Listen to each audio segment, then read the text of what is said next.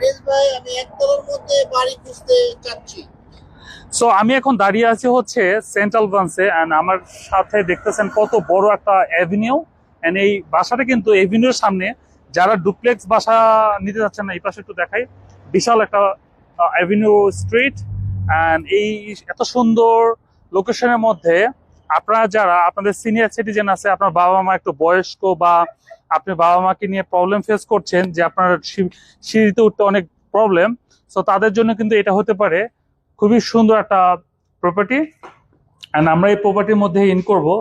And আমরা আপনাদেরকে দেখাবো যাদের বাবা মা একটু বয়স হয়ে গেছে, যারা ডুপ্লেক্স বাসা থাকতে অনেক প্রবলেম হচ্ছে, তাদের জন্য এটা হতে পারে খুবই সুন্দর একটা বাসা কিন্তু মোটামুটি অনেক বড়। এটা লিভিং স্পেস, এটা ডাইনিং আর ওটা লিভিং।